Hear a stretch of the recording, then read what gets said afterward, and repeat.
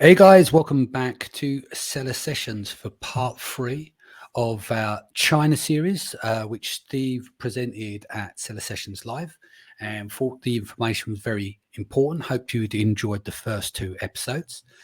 I'll hand over to Steve now, and obviously we'll ad-lib for the audio versions. Don't forget, this will be available on YouTube, and of course this will be broadcasted on Seller Sessions podcast and Awesomer's podcast alongside Steve.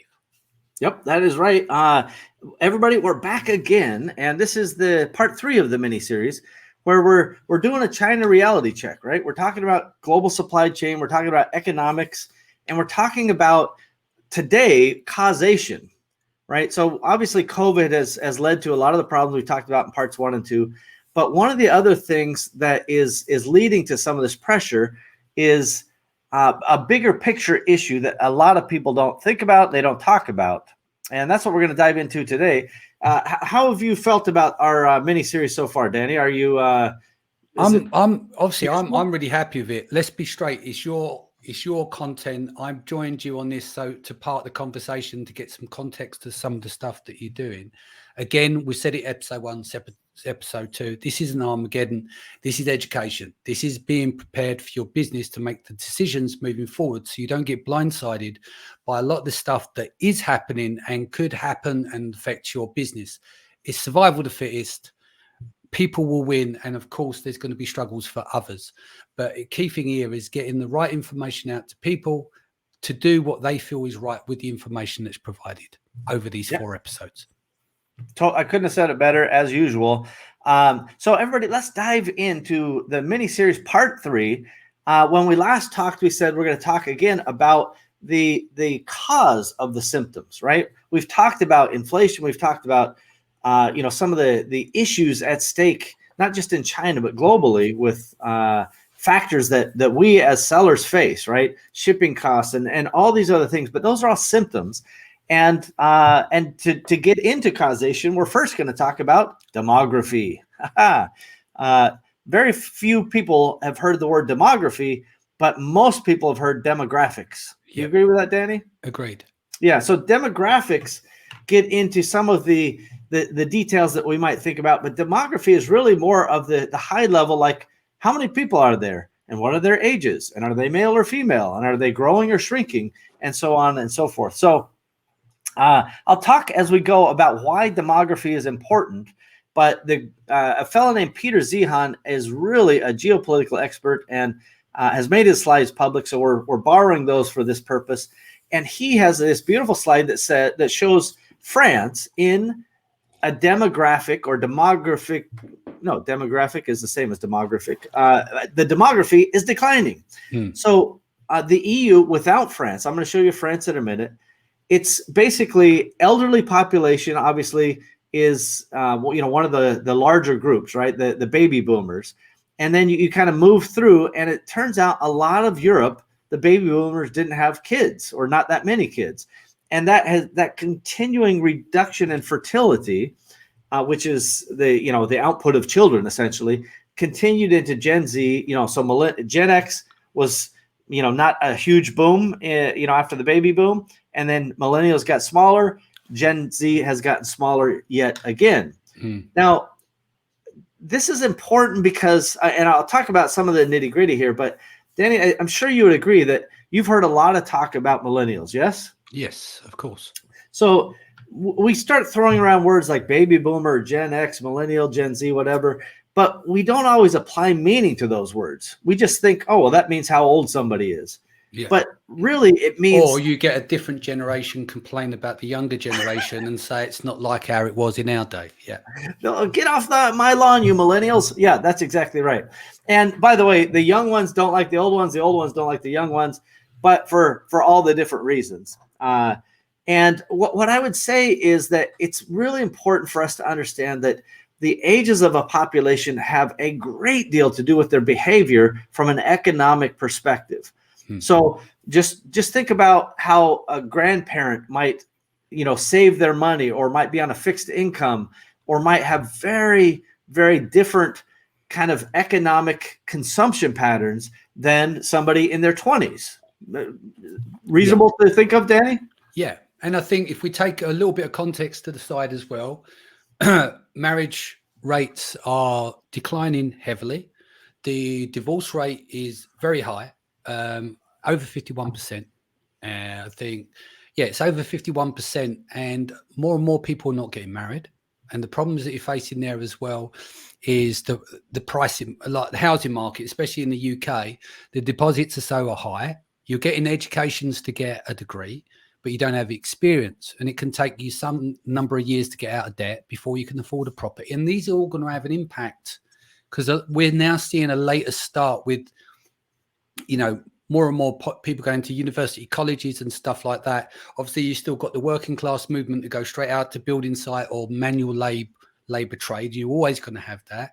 But I think with more and more people nowadays, with the advent of the internet, and you see what's on the TV, on social media, they don't want to do those kind of jobs anymore. They want sexy jobs, right? They want to be an influencer. They want to do all these different things. And it's their mindset is different to your generation, which I'm just one little step back from your generation, Steve. But, it's the mindset of the generations have shifted. And that, not saying that's a bad thing. We're in a gig economy and everything else. But all of these over the last 50 to 60 years is made a massive change to what you're seeing today as each generation steps through. That is correct. And every single point Danny said, except one, was exactly right. The one is him implying that him and I are in a different generation. You are Gen X, baby. I don't know what to tell you.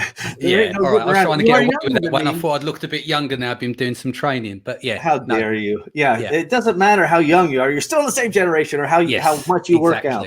Exactly. So the truth is, everybody, that the consumption patterns are really one of the things I want you guys to focus on for two reasons. One is from who are you selling to? What happens if you are in the EU and your population is rapidly aging? Maybe you need to pivot. Maybe you need to think about what that next generation is going to need over time. Again, that doesn't mean there are no people in the lower age groups, but it means there's fewer. And the whole point, and Danny said this very well, is, when you have babies, you have to buy a bunch of stuff for those babies, right? You got the diapers, you got the, formula, you got the toys that you running around to the parks and the kid dates and all that stuff. And then as they age, they spend more and more money. Danny talked about college and university and, all of these things. And when you're young, you also consume a great deal, right? Every dollar you get goes right back out the door. That's a high consumption model versus as you, start to find success or a career path. Let's say you're now into your 40s. You've probably got some sort of traction under you. You're now starting to think about investments, and you kind of have a higher value add in this, the world, as it were. And then the older you get, let's say 65 plus, now you're starting to take chips off the table. All of this is really, really important on how countries specifically can operate in the world when it comes to buying and manufacturing. So the EU is running out of people. Over time, their population is going to continue to go down. And because if you were visually looking at this, you would see from basically 1980 forward, the EU, except France, again, they are the exception here, has basically cut out having babies. The fertility rate is very, very low. And we'll get into some of those details now. Mm-hmm. So France, by contrast, so again, I highly encourage everybody to go watch the YouTube version of this at some point, because we've got beautiful visuals, and Danny and I are on screen and we look good. So France has a much wider demographic position. Now, a perfect demography, I suppose, from a consumption basis would look exactly like a pyramid, right? Yeah. At the very top is the super elderly, and ultimately mortality takes them off the pyramid. But then as you go, there's always that consumption base on the bottom. Another big thing that people don't fully appreciate, I think, is that young workers support old retirees. Mm. Almost the worst thing you can do to a country's economic situation is retire, because now you're taking from the system, you're not inputting into the system. Now, I'm not saying people shouldn't retire, right? I have parents that are going to retire and so forth, but they become a drain and they pull capital out of the market, right? They take their chips off the table, which means less capital for younger people, to have access to through banking and other things. And they take, health and welfare resources as well. So that aging population becomes trouble if you don't have a broad base at the young side. And the ratio of workers versus retirees is important. And again, we'll talk about that later. So France looks pretty good. It's definitely a consumption economy. And there's a pretty good argument, in 10 or 15 years that France becomes the new powerhouse in Europe versus Germany. Here's Italy. It's a very, very baby boomer centric situation. And without getting into the, kind of the cultural differences between countries, the retirees are happening like crazy there, right? And so fewer and fewer workers means, that's where your tax base comes from, the workers, and the retirees and so forth are who take that tax base. Now, again, this is not a judgment about this. This is economics, right? And again, I'm just going to share Germany, which also has a very negative population situation. They are shrinking as a company, which is one reason I think in part that they are trying to welcome so many, refugees and so forth to their country. They realize they need a bunch of young people to help keep the country moving. Yeah. And can I just point out something with for male to female ratio as well? If we look at it now, more and more women are going to university and college and getting degrees a lot earlier, and men seem to be dropping out of that system, right? So there's a higher proportion of women going through there. Then you've got women that want to run their own business and want to build a career, so they delay having children. So part of that as well is that they're focused on their career until biology kicks in. And it happens for a lot of women, like most women I speak to who are in their early 20s have no desire to have any children. That was different 20, 30, 40 years ago. But it really is when the biological clock starts to tick a bit. It's normally mid-30s now instead of early 20s. And so that goes towards the marriage thing, that people want to settle down and have a covenant of being together, along with the house prices increases and the availability to cash for a market that's flooded with people with degrees but without those experiences as well. So there is that cultural shift, and I would say especially in the West, that's a big cultural shift as well, which will have impact on some of these numbers. It's exactly that impact. I mean, you just described the underlying cause of a lot of this that's happening. People said, I'm going to urbanize, right? So you have less space in a city than you do in the country. You have less need for, extra workers around the farm if you're in the city. And all of those things, right? Higher education, smaller, spaces in urbanized situations means less and less intent to be married and less intent to have children. And that's the exact cause of what you're seeing with the German. And I want to be obviously clear with this, Steve, as you run Empowery, I run Branded by Women. This is a good thing still. This is because it came out of equality, a lot of this stuff. And we've seen an adjustment, for the independence for women, whereas men were more independent prior in further back generations. So it's not that this element here is a bad thing. This is just a cultural shift. And as it's gone from parent to parent, I know a lot of women that their mums will say to them, make sure you're independent, make sure you're bringing your own money in, being your own. Do you see what I mean? So it's an important factor to bring that up as well. And it's just part of the, if you've studied evolutionary biology or psychology, that will take you right back millions of years, and you'll see the adjustments that's had over time, which have been pretty fixed on a biological level, from various different things that it's too long to get into now. But then you'll see an upswing from, say, the 60s when the feminism movement came into play, right? It was around the 60s, women were able to vote and stuff. And you'll see an adjustment there on an evolutionary scale that kicks in a lot faster, because the process now with a consumer economy and everything else, there's been a big adjustment and uplift versus hundreds or 50 years ago, there is today. For sure. That definitely is a significant player in this situation. And again, I'm 100% for it. As you've said, Danny, that, we want people to make their choices and make their life choices, but together males and females are not having babies, right? No, and that leads to less people. And that means Germany, for example, its life as a consumption economy is limited. In fact, it's over. It has to export. There's no way this country can live without exporting. Versus United Kingdom, which has more of a broad base of consumer, right? And so when you start to think about countries who say, well, I want to have a consumption-led economy, you have to have consumers, right? And so the United Kingdom has a pretty broad base, and really this is one of the, regardless of what you feel about Brexit, the EU lost a big opportunity because this is a giant consumption market. Between the United Kingdom and France, those are the winning kind of consumer economies going forward. Everybody else has to export. And when you are forced to export, you are put yourself kind of in, let's just say the world has to be a stable place for exports to work. And that's part of the issue. Just to kind of carry on and move forward, the United States also has a broad consumption base. And the United States and France and England and New Zealand, these are countries, there might be one or two other developed nations that are in pretty good consumption shape, but most developed nations are in a reduction phase, right? They're turning into a need for export. The problem, Danny, is if every country in Europe, save two, the broad base of Europe as a continent, are export, you have to have some place to export your stuff to, right?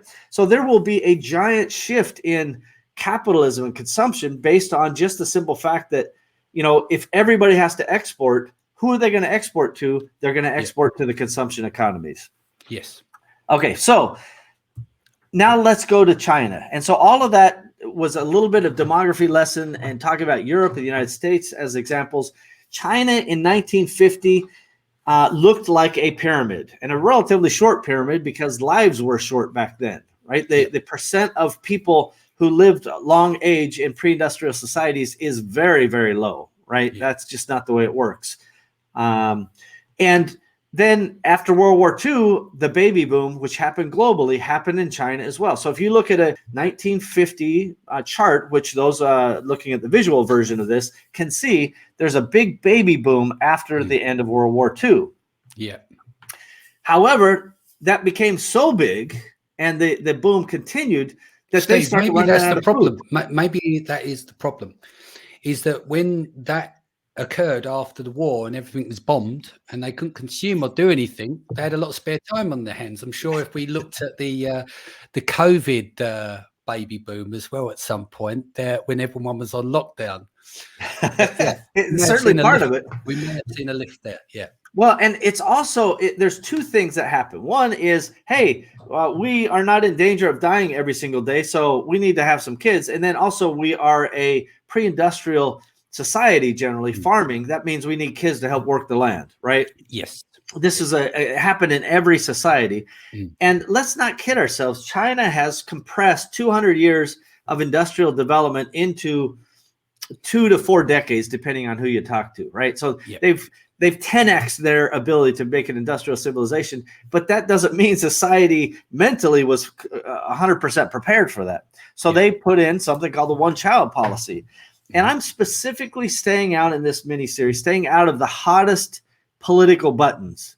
I'm not going to talk about, some of the very deep policy decisions that have had what I think are, bad consequences from a moral perspective and even from an economic perspective, and continue to burden the world with these overhanging issues. We just don't have time to get into it, and it would lack context to not get into it fully. So once the one-child policy begins, it started working, and it started working really well. China, 15 years ago, the ratio of workers was 8-to-1 to retirees. In less than a decade, it'll be 3 workers to each retiree. Okay. Now, I want to just share with everybody, and I shared this in London, but China, when they brought out the one-child policy, they bring out little sweet music and jingles to help sell it, right? And a bunch of banners and things. And their attitude back in the one-child policy is, hey, just have one baby and we'll take care of you, meaning the state, right? So you have one baby, the state will take care of you. And, they were punitive with their enforcement of it. Again, not going into the details, but this was not an option. You face significant consequences if you didn't comply. Yeah. About 4 years ago, they saw their chart falling apart. It's no longer a pyramid. Now it's kind of a weird looking hat because their population is diving, right? It's diving. And also there is a surplus male population due to all the things that I don't want to talk about. So the problem here is when you go from 8 workers to 1 retiree to 3 workers to 1 retiree, and below 30-year-olds have 50 million more men than women, you got a big problem, right? Yeah. China now can only exist as an export economy. The idea that they can decouple from the United States or the rest of the world is insane because they don't have a consumption-based economy. It's not sustainable. Yeah. And I think if I'm right in saying that consumption is 80% of consumption in terms of spend is by women, with you're married and they're doing shopping or whatever they do, but the highest consumer rate is by women anyway. So if you've got a mass deficit of men, there's a real shift in balance there. Yeah. Well, and the reality is, as that discretionary income, it's much more impactful to a society when you don't have people to spend the money. And Danny actually outlined this very well earlier, right? You've got more people doing, opting out of marriage and more people opting out of having kids and more people urbanizing. All of this means that China must rely on export. It cannot exist as a consumption economy. As a contrast, here's India, right? It's like a beautiful stacked pyramid in many ways. Yeah. And that just means that India, for better or worse, they have people, right? Now, they do have a crazy amount of male overhang as well, which I haven't put on the chart. But let's just say those similar kind of concepts that have messed up China in the ridiculous male overhang also impact India. Yeah, I mean, those are not good for society. Yeah, we're focusing on this, but what you're talking about is almost the dating market, et cetera, and we could go off in a different direction. But for context, the reason I brought in what I said earlier on is because the evolution of marriage in that, which played important roles. But like what you said, there will be some touchy subjects there we don't need to touch on because this is for Amazon sellers anyway, That's right. So, but all of this is important because, I'll wrap it all up for you in a bow here in a couple minutes. But the point is demographics count. Demography matters. So here's Mexico as well, pretty much a perfect pyramid. Yeah. And what that means in real terms to Amazon sellers is labor in countries with people, young people specifically, are lower. Yeah. Labors with aging populations are higher. So from the time I went to China 20 years ago, the cost of labor has increased by 12x, right? That is not sustainable. And by the way, those people don't want to make less money in the future. They want to make more money. So it makes China less and less desirable as a labor resource. And I put for the visual folks joining us, how Mexico and Vietnam are substantially better pricing than China as we speak right now. And India would be half again as much as Mexico. Yeah. Okay. Now that's just the labor side. And labor, if labor is increasing as a cost, even globally, you have to index yourself against where does the labor base point begin. And it's all obviously below the United States, but the United States, for its factory base, employs a lot more technology and automation. So does that make sense to you, Danny? You kind of get the gist? Yeah, totally. How would you want to wrap this finally in the bow, just to go over these key points? We've covered a lot here, especially pertaining to the evolution of how men and women have changed, the implications of marriage. We even got into it, but birth control, right? Female birth control. These will change things as well. And the people that are making choices far, far later when it comes to having children, because they would like to build a career first, Yeah, these are all positive things, but these are the impacts of what happens when, on a global scale, of how this kind of works. It's just evolution. Things have to progress, don't they? Well, yeah, this is just the nature of the beast in as you said, evolution. So the putting the bow on the people part of it is Yeah. Many countries are lacking people going forward. In the future, for example, China, I don't know if it's hard to calculate exactly if it's 50 years or 80 years from now, but the population will be half as what it is now. Yeah. Okay. So we're not talking about, the rate of growth is slowing. No, we're talking about significant changes in just the one world. other point I'd like to add, right? Sure. And I know we've got the problem. Here's the problem. We've got the news, right? If you think about it as well, not only is that statistically that challenge that's coming up in the next 50 years, we now live in the safest times that's ever been recorded. You go back 100 years where there was no TV and no media and everything, because news reports the bad stuff. But we still have terrible atrocities that happen now. But we're living in the most safest times. People are living longer as well. And we've still got all these deficits with more people living longer, better healthcare, better security when it comes to child labor, because a lot of women died back in the day because they didn't have the medical. Do you see where I'm coming from? So even with all these deficits, we're living in the best times that have ever been recorded on this planet. Without a doubt. In fact, it's arguable and in fact probably provable that the average person, certainly in Western civilization, lives better than the monarchs of the old days, right? We have libraries of Alexandria times 1,000 on our phones. We have access to education and healthcare and just easy living. So you're quite right. Do you know the irony though? But now we're in a culture where we all have a meltdown when we don't have our charger for our phone.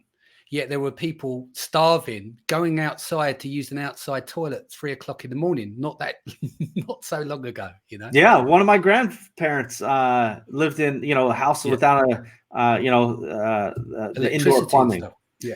So just a quick note. So we've talked about people. We've also in prior segments talked about the energy problem that's hitting China. So this again ties back specifically to Amazon sellers. If you have delays on your shipments due to shipping, if you have delays due to production, this is one of the things that's going to hit us, I would say, for the next 6 to 8 months, for sure. China didn't run out Bitcoin just on a policy basis, although they don't want to lose control. They ran out because they don't have the power to spare. And as if things weren't already bad enough, literally, as we record this, there are floods that are shutting down some of the country's coal mines. And the fact that China has decided, Australia had the audacity to say, hey, we should look into this Wuhan coronavirus. China then replied that Australia was the gum under China's shoe and stopped importing coal from Australia. Now, without, again, weighing in on, which side is one or the other, China cut its nose off to spite its face.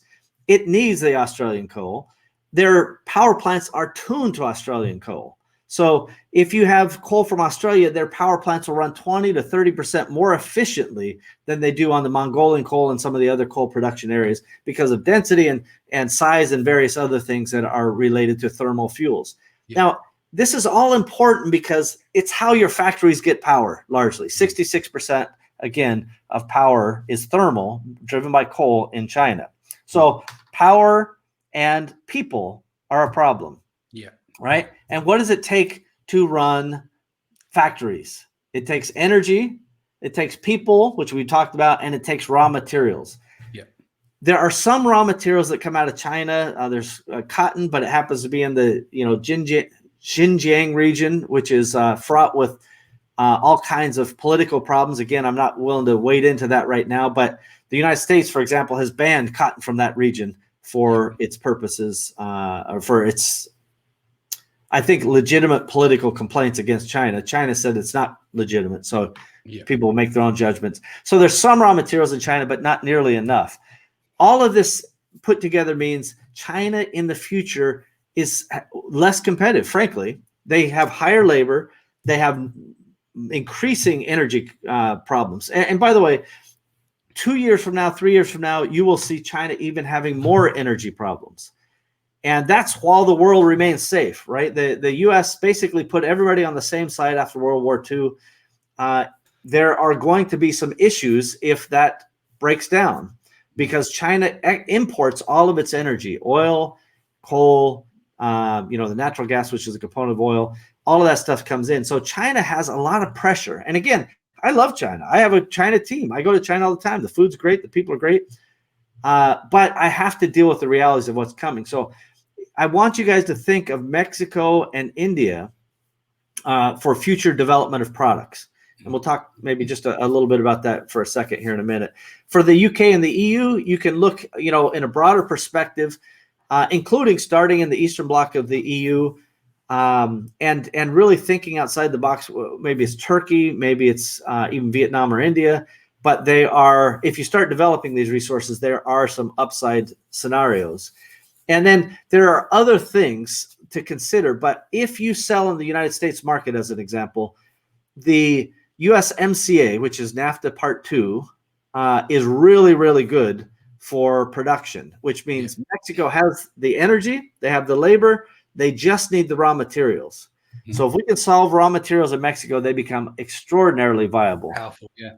Yeah, and the problem is you cannot just go to mexicobaba.com or whatever and send a picture and they pop out a product for you. They're not equipped to do it. They don't you have have to develop it a little bit more. Yeah. And I can tell you here, if you just go to empowery.com and ask for a Mexico, kind of design and sourcing agent, we'll refer you to a wonderful, place. I say we, but I'm just a volunteer at Empower. Yeah, it's a nonprofit co-op, but it can help you start develop Mexico today. But it will take time. It'll take 6 to 12 months probably to develop a good factory in Mexico. Yeah. Again, if your primary market is the United States, you really need to look at this. We are looking at it. We will buy equipment from China if necessary and set up factories. Even if we are buying the equipment for the factories, we will teach them how to make stuff. We will redesign how we make it to maybe add more automation and less people than maybe the China way. Yep. We have to become very, very good at this. And if you guys deal in any sort of scale, and I'm talking about 1 million plus in purchases a year, you really need to think about this. And even if you're less than that, I want you to pay attention to some of the breadcrumbs that are being laid down. Danny, what do you think? I think, we're now on episode 3. We're going to head into 4. I think it was good to give people this kind of context because I don't think, like I mentioned, I suggest to people that it's very educational. Go and do evolutional and psychological biology. Look at the history and stuff because you can start to see some patterns there. It's fascinating read to understand how things have progressed. And in some areas, evolution is nearly not progressed. They're very much same as what it was millions of years ago, but there is a lot of changes today which will help you reflect on your planning moving forward. If you're building a new brand, understanding the psychology of your customer base, who is your consumer. It's obvious that if you're tilting products to a female audience that consume 80% of consumerism, if I've got that right, then that is a great target market there. And so having these extra layers, it's not like going onto a piece of software, I'll get one of those products, looks like that's good margin. Right now is going to be about your brand story. Do you have a really great story? What's your visuals like? What can you do to make a difference? And yes, it does cost money. This isn't something that you do on the cheap, but all of these play a massive, massive role. And understanding both male and female psychology and stuff is a really important factor of your business so that you can serve your customer far better. Yep, very well said. Everybody should just remember that your journey from $0 to $100,000 or 0 pounds to 100,000 pounds, however you want to think of it, that's a journey of discovery, right? You're inventing your business, you're inventing yourself, and then trying to scale from that 100K to 1 million, let's say. That's another journey, right? You're 10xing this initial discovery into a real business. And then 1 million plus, now you're trying to figure out, can I build an empire? Can I really make a difference here? And as you think about those types of things, these steps and your intellectual evolution, if you will, must progress along with your business. Yes. And each thing requires different focus. So regardless of which part of your journey you're in, I'm glad that you guys are here. I'm glad you're joining Danny and I to talk about this, because even if you don't have something actionable today, the breadcrumbs that are laid down will make sense later. You'll connect the dots later. Yeah, indeed. Cool. Quick preview of what's coming up, Steve. So basically we've had 3 segments, which are all kind of lessons and symptoms and background. And now we're going to kind of tie it all together into, what we think is going to happen. This is kind of where I get out my crystal ball and I say, here's some of the, again, data points that direct where we're going. We watch what people do, not what they say. And that actions. Is going to be the next one. And I mean, that's human nature. I always say it. Never listen to the words, watch the actions, because they need to be congruent with each other. Indeed. And often, especially coming out of China right now, they are not. So part 4, tune in, everybody. You're not going to want to miss it.